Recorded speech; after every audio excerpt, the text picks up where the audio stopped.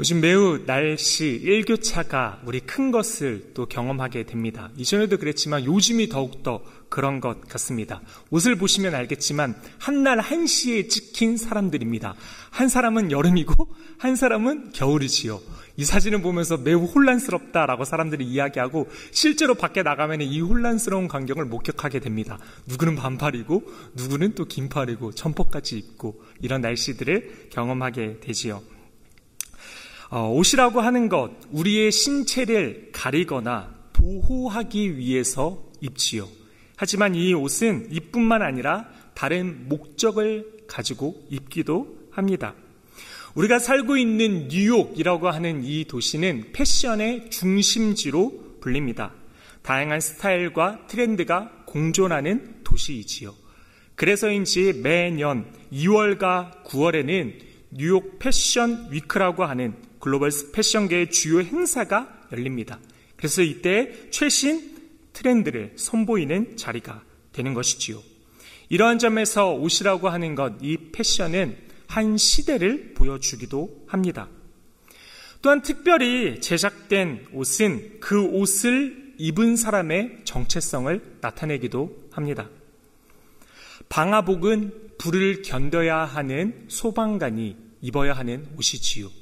또한 방탄복은 위험한 상황에서 자신을 보호하기 위해 그것을 생명을 보존하기 위한 자들이 입는 옷입니다. 그렇다면 주일에 정장을 입는 사람들은 누구일까요? 거의 다 목사입니다. 주일에 동네를 돌아다니다 보면 정장을 입고 있으면 거의 다 목사인 것을 보게 됩니다. 주일에 정장을 입은 저를 보면서 딸아이는 항상 이렇게 이야기합니다. 오, 목사님 이렇게 이야기합니다.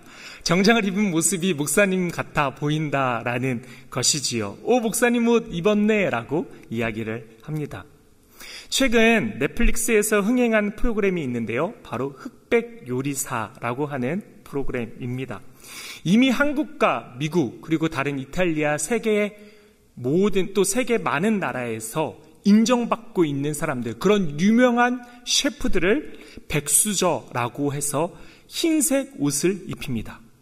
그리고 아직 이들보다는 최고의 경제에 이르지 못한, 또 유명하지 아니한 사람들, 그보다 못한 자들을 흑수저라고 해서 흑색깔의 이 검은색 옷을 입히죠. 그리고 이들이 대결하는 과정을 또 프로그램에 담고 있습니다. 흰색과 검은색이 그들의 계급을 나타내는 것이지요.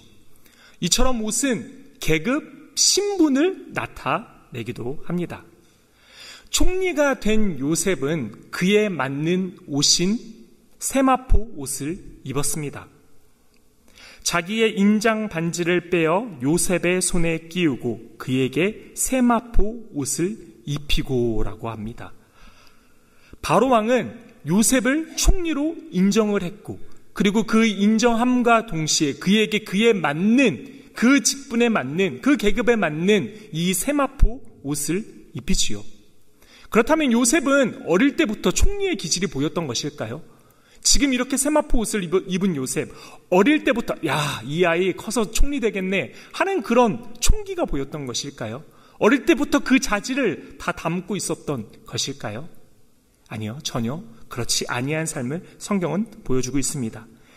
요셉의 이야기는 총리가 되기 전 13년 전으로 돌아갑니다. 즉 요셉의 나이가 17세가 되었을 때입니다. 그는 그때 전혀 다른 옷을 입고 있었습니다. 37장 3절입니다. 요셉은 노년에 얻은 아들이므로 이스라엘이 여러 아들들보다 그를 더 사랑하므로 그를 위하여 채색 옷을 지었더니라고 기록하고 있습니다. 야곱에게는 12명의 아들들이 있었는데 그 중에 이 요셉을 가장 사랑했습니다.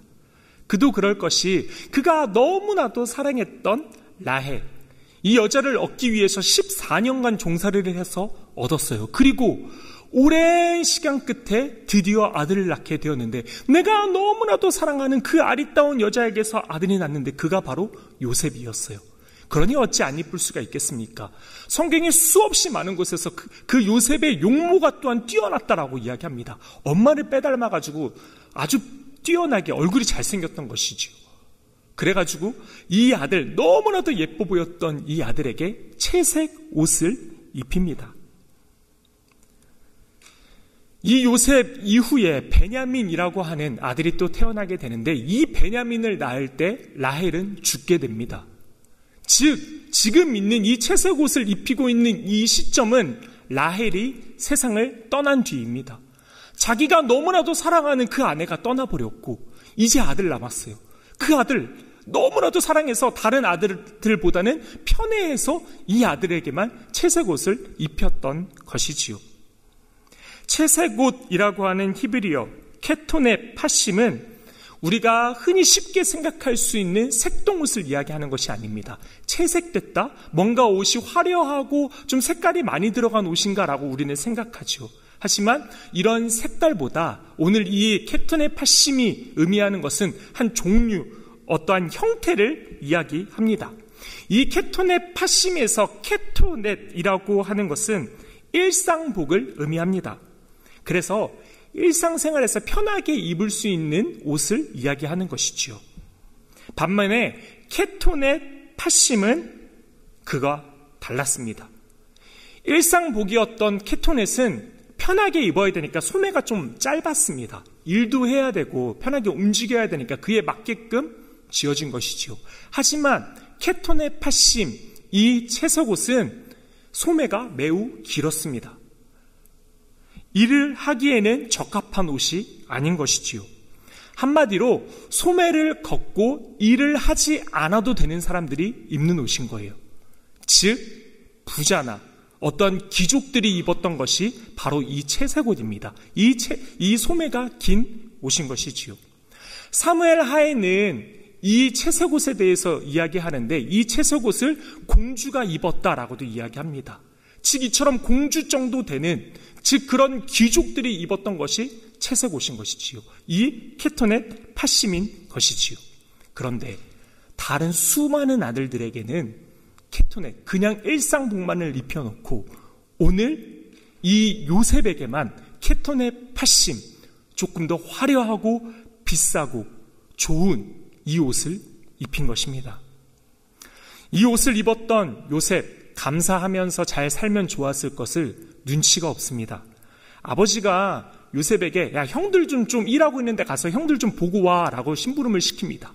그러면 형들이 열심히 일하고 있으면 요셉은 어떤 옷을 입고 가야 될까요?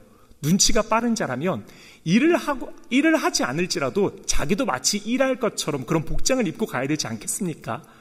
아 그래 형들 일하지, 아 그래 나도 조금은 그와 비슷하게 마치 조금이라도 도울 수는 뭐 없을까? 한 말이라도 한번 해야지, 그런 옷을 입고 가야지 않겠습니까?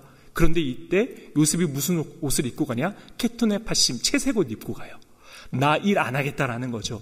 얼마나 눈치가 없습니까? 형들 일하는 곳에 갔는데 자기 왕자 같은 그 옷 입고 가는 거예요. 형들 보러 왔다라고 하는 거예요.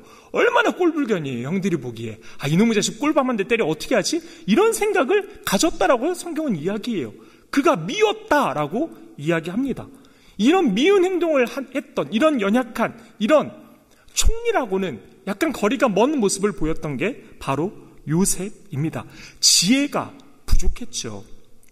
또 여기에서 멈추지 않습니다. 그렇게 지혜가 부족하니, 눈치가 부족하다 보니 요셉은 형들의 잘못을 보고 그 잘못을 좀 감싸주고 위로해 주는 것이 아니라 아빠한테 가서 일러 바칩니다.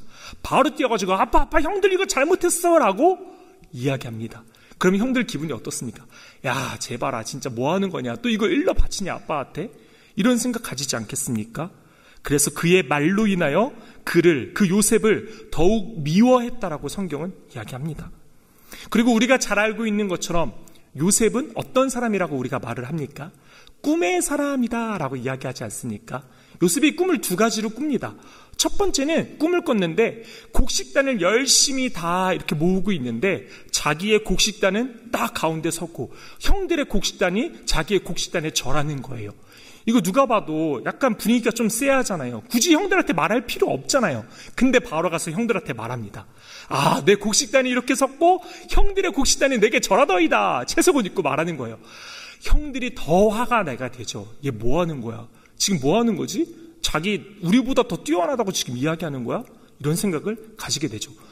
또 여기에서 멈추지 않아요. 끝까지 갑니다. 두 번째 꿈을 꾸게 되지요. 해와 달과 11별이 내게 절하더이다라고 합니다. 이때 이 꿈의 이야기는 형들뿐만이 아니라 그의 아버지 야곱도 같이 들었습니다. 해와 달, 이것을 의미하는 것은 모든 사람이 듣고 알 수 있었어요. 해와 달은 부모님을 의미합니다. 즉 그의 아버지, 그 부모와 그리고 11별, 그의 모든 형제들이 자기에게 절한다라는 소리예요. 이 얼마나 배은망덕한 소리입니까? 그래서 야곱은 그를 혼냈다라고 이야기해요. 야, 너 지금 뭐 하는 거야? 어떻게 이런 말을 할 수 있어? 라고 혼을 냈죠. 하지만 그 말을 마음에 담아두었다라고 성경은 이야기합니다. 이처럼 요셉은 매우 부족한 자, 지혜가 없는 자였습니다. 그가 채색 옷을 입고 있었을 때 말이죠. 그렇게 채색 옷을 입으며 아버지의 사랑을 독차지하며 나 사랑받고 있어. 형들 이거 잘못했어. 나에게 이러한 일이 있을 거야 라고 하면서 다녔던 것이 요셉의 채색 옷을 입었던 시기인 것이지요. 채색 옷을 입었을 때 요셉의 모습은 미성숙한 자의 모습이었습니다. 그런데 하나님은 그를 조금씩 다듬어 가시는데요. 23절, 24절입니다. 요셉이 형들에게 이르매 그의 형들이 요셉의 옷, 곧 그가 입은 채색 옷을 벗기고 그를 잡아 구덩이에 던지니 라고 기록합니다. 그가 이제 그 채색 옷을 벗게 되는 것이지요. 그 채색 옷을 벗고 구덩이에 던져지게 된 요셉을 형들은 지나가던 상인에게 팔아버립니다. 은 20에 팔게 되는데 이때 은 20은 종들을 거래할 때 사용되던 액수입니다. 즉 요셉을 종으로 팔아버린 것이지요. 우리 구덩이에 넣어놨는데 상인 지나가네. 저 사람한테 우리 요셉 종으로 팔아버리자 하고 요셉을 팔아버립니다. 그리하여 요셉은 그 채색 옷을 벗고 이제 종의 옷을 입게 됩니다. 그가 종의 옷을 입은 이 시기 매우 외롭고 두렵고 힘든 시기였을 것입니다. 이전에는 아빠가 옷을 입혀주고 오냐오냐 해주고 계속해서 내 편이 되어줬어요. 그러니까 그렇게 당당하게 아빠가 내 보호자 되어주니까 형들한테 그렇게 이야기하고 막 이야기하지 않겠습니까? 그런데 이제 아빠의 그늘에서 벗어났어요. 우리가 마치 미국 땅에 처음 혼자 왔을 때처럼 이 요셉이 혼자 다른 나라에 가게 된 거예요. 이제 그 채색 옷을 벗고 그 고난의 길 가운데 종의 옷을 입고 들어가게 된 것이지요. 그리하여서 그는 그 종의 일을 13년 동안이나 하게 됩니다. 13년 동안이나 이 종의 옷을 입게 되고 이 종의 일들을 감당하게 되지요. 그에게 수많은 어려움들이 이 39장에 계속 등장합니다. 그가 열심히 또 살았지만, 그가 열심히 또한 했지만, 충성을 다했지만 또 보디발의 아내에게 억울한 누명을 쓰게 돼요. 그리고 감옥에도 가게 됩니다. 그가 고난 가운데 있게 되는 것이지요. 하지만 이 13년, 그가 종의 옷을 입었던 이 13년, 그리고 이 39장에 가장 많이 나오는 단어가 무엇인지 아십니까? 바로 형통이라고 하는 단어입니다. 이게 어찌 말이 됩니까? 그가 가장 많은 고난을 받았던, 그가 종의 옷을 입었던 이 시기가 어떻게 형통이 될 수 있는 것일까요? 39장 2절은 이렇게 이야기합니다. 여호와께서 요셉과 함께 하심으로 그가 형통한 자가 되어 그의 주인 애굽 사람의 집에 있으니라고 이야기합니다. 39장에서만 3번이나 형통하였더라, 그에게 형통을 더하였다라고 계속해서 반복해서 말합니다. 요셉이라고 하는 그 이름의 뜻은 하나님께서 더하셨다, 더하다라는 뜻을 가지고 있습니다. 그의 엄마 라헬이 그의 아들, 첫째 아들인 요셉을 가졌을 때 이름 뭘로 짓지? 고민하다가, 그때는 아내가, 그 여자가 이름을 지었으니까요. 그래서 그것을 고민하다가 나에게 이 주어진 아들 너무나도 하나님께 감사해. 그리고 나에게 더 자식이 있기를 원한다. 나에게 자식이 더하기를 원한다라고 원하면서 그 더하다라는 뜻의 그 의미를 가진 요셉이라고 하는 이 이름을 첫째에게 정하게 됩니다. 그리고 이뿐만이 아닙니다. 하나님은 요셉에게 동생 베냐민만을 더한 것이 아닌 그의 삶의 전반적인 부분에서 형통을 더하셨습니다. 고난이 더해간 것이 어떻게 형통이 더해가는 것이 되는 걸까요? 형통이라고 하는 이 찰라흐라고 하는 단어는 밟고 건너가다라는 뜻을 가지고 있습니다. 이 형통이 고난을 밟고 건너가는 것이라는 것이지요. 우리가 생각하는 형통은 고난이 아예 없는 것, 모든 것이 잘 되어지는 것, 평안한 상태, 성공하는 삶을 우리는 대부분 형통이라고 생각합니다. 하지만 하나님이 말씀하시는 형통은 하나님이 함께 동행하는 것, 그리고 고난을 건너가는 과정 가운데 그 고난들을 밟고 건너가는 것, 그 하나님의 섭리 가운데로 나아가는 것, 이것이 형통이다라고 말하고 있습니다. 즉 요셉이 고난을 밟고 건너가며 훈련되어가는 과정이 형통이 더해가는 것입니다. 실로 종의 옷을 입었을 때 요셉은 많은 성장을 했습니다. 이 13년의 기간 가운데 요셉은 그전과는 다른, 그 채색 옷을 입었을 때와는 다른 많은 성장을 하게 되지요. 그는 이 종의 옷을 입고 우리가 잘 아는 것처럼 보디발 집에, 그 왕의 측근인 신하 대장인 그 보디발 집에 가서 가정총무의 역할을 맡습니다. 그의 모든 전반적인 이 가정의 일들을 도맡아서 하는 일이 가정총무입니다. 그래서 종들에게 일을 분배하는 거예요. 너는 이 일하고 하면서 할 뿐만이 아니라 또 이 가정총무의 중요한 직책이 있었는데, 손님들이 오게 되면 그 손님을 맞이하는 것 또한 가정총무의 역할이었습니다. 즉 귀족들이 오거나 보디발 집에 누가 오겠습니까? 하인들이 오겠습니까? 그 귀족들이 오지 않겠습니까? 귀족들이 올 때, 많은 사람들이 올 때 그 사람들을 맞이하는 이 의전 또한도 그가 담당했지요. 그러면서 그 또한 그 의전을 담당하면서 그의 문화와 그의 예의 또한도 격식에 갖춘 모습으로 조금씩 바뀌게 되었습니다. 그리고 보디발의 아내가 자기에게 누명을 씌웠을 때는 어떠합니까? 그때 성경은 이 요셉이 그 자리를 피하였다라고 이야기합니다. 아무 말 안 하고 침묵하고 그냥 그 자리 가운데 박차고 나온 거예요. 만약에 채색 옷을 입었을 때 요셉이었다면 이 상황 가운데 어떻게 하는 게 맞을까요? 저도 고민해 보니까 요셉 분명히 한마디 했겠다라고 생각이 들더라고요. 그 전에 요셉 형들 잘못한 거 보며 바로 아빠한테 가서 일렀잖아요. 지금 보디발의 아내가 잘못했어. 그럼 바로 보디발한테 당신의 아내가 잘못한 겁니다라고 말해야 되는 게 그 전에 요셉의 모습 아니었습니까? 하지만 그런 모습을 보이지 않아요. 그가 조금씩 훈련되어지고 있는 것이지요. 그리고 감옥에 갇혔을 때도 많은 것을 보고 배웁니다.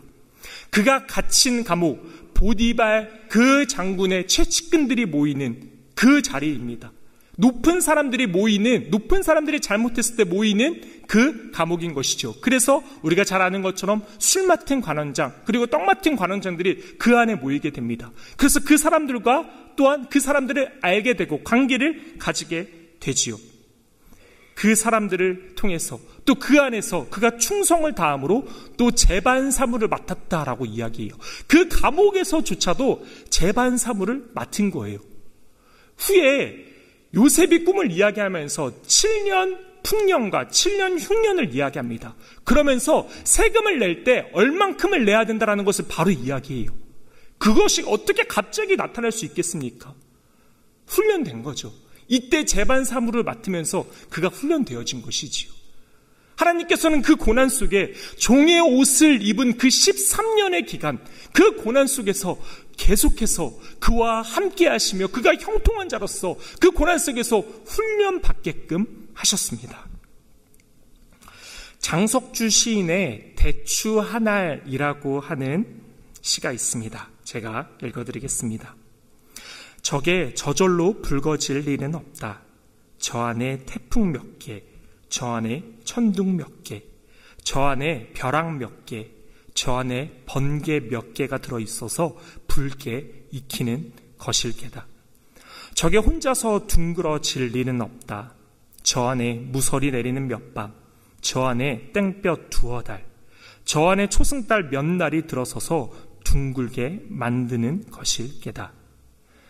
대추 한 알이 붉어지기 위해서, 둥그렇게 되기 위해서 그 대추 한 알 또한도 많은 것들을 견디고 이겨내야만 했습니다.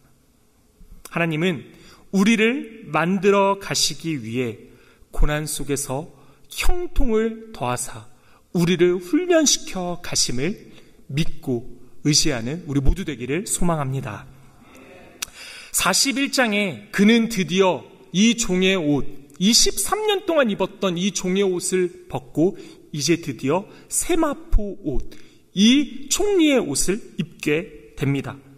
41절 42절입니다. 바로가 또 요셉에게 이르되 내가 너를 애굽 온 땅의 총리가 되게 하노라 하고 자기의 인장 반지를 빼어 요셉의 손에 끼우고 그에게 세마포 옷을 입히고 금사슬을 목에 걸고라고 이야기합니다. 드디어 그가 세마포 옷, 그가 총리가 되어 이 옷을 입게 된 것이죠. 그의 신분에 맞는 이 옷을 입게 된 것입니다. 이 옷을 입었던 요셉은 단순히 옷만 달라진 것이 아니라 그의 내면이 많이 달라진 상태였습니다. 하나님께서 그의 채색 옷을 입었던 시절, 그의 종의 옷을 입었던 시절을 통해서 계속해서 그를 훈련해 나가셨고, 그가 이제 세마포 옷을 입었을 때에는 이제 총리로서의 모습을 갖춰지게 된 것이지요. 그가 이제는 전에는 눈치 없고 지혜 없는 자였지만 이제는 명철과 지혜 있는 자로서 하나님께서는 만드셨습니다. 39절입니다. 너와 같이 명철하고 지혜 있는 자가 없도다라고 말합니다. 바로왕이 그를 보니까 이처럼 명철하고 지혜 있는 자가 없는 거예요. 그가 너무나도 지혜로운 거예요. 그래서 그가 총리가 되게 된 것이지요. 총리가 된 요셉, 종으로 팔려간 지 22년이 지나서야 드디어 가족들을 만나게 됩니다. 형들을 만나게 되지요. 그때 요셉, 이전처럼 내가 요셉이다 라고 하면서 바로 그렇게 말하지 않습니다. 그렇게 입을 가볍게 놀리지 않습니다. 요셉은 그들 스스로가, 형들 스스로가 과거의 잘못, 자신들의 과오를 뉘우치기를, 그것을 회개할 수 있기를 시간을 줍니다. 그것들을, 자신의 과거들의 잘못을 뉘우치 그 기간을, 그 생각할 수 있는 시간을 주는 것이지요. 어릴 적 제가 누나랑 싸울 때면 꽤 열심히 싸웠거든요. 아주 그냥 누구 하나 다칠 정도로 싸웠습니다. 누나가 저에게 코피를 내면 저는 열심히 또 싸워가지고 누나가 팔이 부러지고 이처럼 아주 남자 못지않는 싸움을 이어갔었는데요. 이때 이렇게 열심히 싸울 때면 부모님은 항상 방 안에 들어가서 손 들고 있어, 벽 보고 서 있어 라고 말했습니다. 그리고 너희들이 잘못한 것이 뭐가 있는지 한번 생각해봐. 그 잘못한 것 알게 되면 나와 라고 했습니다. 우리들이 싸웠을 때 바로 야 악수해, 화해해, 서로 안아줘, 미안해해 라고 그렇게 화해시키지 않았습니다. 잘못을 알 시간을 줬습니다. 너가 무엇을 잘못했는지 알아야 그 잘못을 서로가 알고 서로가 고백해야 그게 진짜 용서가 되는 것임을 알려준 것이지요. 요셉도 마찬가지였습니다. 그 형들을 진정으로 용서하기 위해서 22년의 시간이 흘렀지만 복수의 칼날을 간 것이 아니라 어떻게 하면 이 형들을 진정으로 용서할 수 있을까? 내가 그냥 그래 형들 그때 일들 용서해, 이것으로는 진정한 용서가 안 될 것 같은데, 그렇다면 형들에게 시간을 주자. 그 잘못들을 함께 고백하고 용서를 구할 수 있는 시간을 주고 또 그 용서를 내가 받아주는 그 시점이 되자라고 요셉은 생각한 것이죠. 그런 지혜로운 모습을 갖추게 된 요셉의 모습인 것이지요. 하나님은 요셉을 채색 옷에서, 그리고 또 종의 옷으로, 또 그 종의 옷에서 세마포 옷을 입는 과정을 통해서 그를 하나님의 구원 사역에 쓰임받을 자로 만들어 가셨습니다. 그리하여 요셉은 결국 하나님 영에 감동된 사람이다 라고 불리게 되고, 또 그의 이름은 사분의 바네하라고 지어지게 되는데, 이 뜻은 은밀한 것을 열어 보이는 자가 되어집니다. 그가 하나님께 쓰임받는 자로서 나아가게 되는 것이지요. 우리의 삶에서도 이러한 옷을 입으며 살아갈 때가 있습니다. 우리 또한도 채색 옷을 입으며 큰 어려움 없이 사는 것 같지만 성숙하지 못한 자의 신앙인의 모습으로 그렇게 머물러 있는 우리의 모습일 때가 또한 있습니다. 그때 주님은 그 채색 옷을 벗기시고 우리가 종의 옷을 입게 하십니다. 우리도 훈련시켜 가시지요. 고난의 길 가운데로 가게끔 하시지요. 요셉에게는 13년의 세월이 그러했고 우리에게는 각자의 또 다른 시간 속에 그 종의 옷을 입으며 우리는 살아갑니다. 하지만 그때 주님은 우리에게 형통을 더해 가십니다. 찰나흐 고난을 밟고 지나가게 하십니다. 우리를 훈련시키시며 세마포 옷을 입게 하기 위한 준비를 더해 가십니다. 이 세마포는 예수 그리스도께서 죽으시고 그 시신을 덮었던 천이기도 합니다. 이 세마포는 단순히 장례 용품을 넘어서 예수님의 죽음과 부활 그리고 구원을 상징합니다. 예수님께서도 그 세마포를 덮으시기까지 수많은 고난이 있으셨지요. 수많은 그 자녀들을 사랑하기 위한, 우리를 살리시기 위한, 그 이루시기 위한 수많은 일들이 있으셨지요. 우리 또한 그 세마포 옷을 입기까지 하나님은 우리에게 종의 옷을 입히며 우리를 훈련시켜 가십니다. 비록 우리가 외롭고 힘든 그 종의 옷을 입고 있는 것만 같은 그 시간 속에서, 그 고난 속에서 찰나흐 고난을 밟고 건너가 우리 모두 구원 사역에 힘쓰는 저와 여러분들 되기를 소망합니다. 2019년 프랑스 한 시골 마을에 90살이 된 할머니가 이제 더 이상은 집을 관리할 힘도 없고 이제 집을 팔고 실버타운에 들어가려고 집을 팔게 됩니다. 그리고 그 안에 있는 물품들 조금이나마 돈이 되지 않을까 싶어가지고 경매회사를 불러가지고 자신들의 이 가구들을 좀 팔아달라라고 이야기하죠. 100여 점의 가구를 경매에서 다 팔게 되고 약 800만 원 정도의 그 돈을 모으게 됐습니다. 그런데 주방 한켠에 시꺼멓게 음식대가 덮여있는 그림 하나가 있었습니다. 언제 달렸는지도 모르는 이 그림, 매일 봤지만 이거 그림 뭐지? 라고 그냥 쉽게 넘겼던 그 그림. 할머니는 그 그림을 갖다 버리라 라고 이야기했습니다. 하지만 경매회사는 그래도 조금이라도 받을 수 있으니까 한번 감정을 받아보는 건 어떨까요? 라고 제안을 하게 되지요. 그리고 이 제안을 통해서 이 그림은 감정을 받게 됩니다. 감정 결과 이 감정가는 무려 90억에 육박했습니다. 경매는 진행되었고 최종적으로 이 그림은 350억에 낙찰되었습니다. 이 그림은 서양 회화의 아버지라 불리는 치마부의 초기 작품으로 그리스도에 대한 조롱이라는 13세기 회화 작품의 진품이었던 것이지요. 구매자는 후에 인터뷰에서 이렇게 이야기합니다. 이 작품은 근대 미술의 시초로서 모든 것의 시작이었고 이 작품을 내가 손에 넣었을 때는 눈물이 날 것만 같았다 라고 이야기합니다. 이 작품의 가치를 안 사람이 한 말이지요. 그런데 안타깝게도 이 90살의 할머니는 경매가 끝난 지 몇 달이 안 되어서 세상을 떠나게 됩니다. 무려 350억에 낙찰받은 이 그림, 매번 나와 함께 했지만, 매번 나와 가까이 있는 곳에 있었지만 그 가치를 알지 못했던 그는 결국은 그 가치를 알자마자, 이제야 늦게서 알자마자 세상을 떠나게 된 것이지요. 먹고 사는 게 힘들다 보니 그 바쁜 시간 속에 그저 먹다 보니 그것이 안 보였던 것이죠. 그 가치를 알지 못했던 것이지요. 우리는 어떻습니까? 우리가 너무나도 당연하다고 여기는 것, 하나님이 우리와 함께 하시는 것, 그것이 형통이라고 말합니다. 우리와 날마다 하나님은 함께 하시는데 우리는 그 보물을, 그 가치를 모르고 살지는 않습니까? 하나님이 우리와 함께 하시는 것, 그 형통은 350억보다도 더 큰 가치를 지니고 있는데 우리는 정말 그 가치를 알고 살아갑니까? 고난 속에서 내가 종의 옷을 입었을 때, 내가 채색 옷을 입었을 때, 내가 세마포 옷을 입었을 때 그 모든 삶 속에서 하나님이 나와 함께 하시지, 이 놀라운 보물, 이 가치를 알면서 정말 우리는 살아가고 있습니까? 너무나도 당연하게 여기며 벽에 붙여두시, 너무나도 당연하게 여기며 내 마음 가운데 하나님 계시지라고 말하지만 정말 그 가치는 모른 채 살아가고 있는 우리는 아닌지요. 이제 우리는 세상 가운데 나아가게 됩니다. 삶의 자리로 나아가게 되지요. 또 오늘 이 예배가 끝나고 바로 일터로 가시는 분들도 있습니다. 그 일터의 자리 가운데로 나아갑니다. 그리고 우리는 그 일터의 옷을 입게 되죠. 그 일터의 옷, 우리는 또 다른 종의 옷을 입게 됩니다.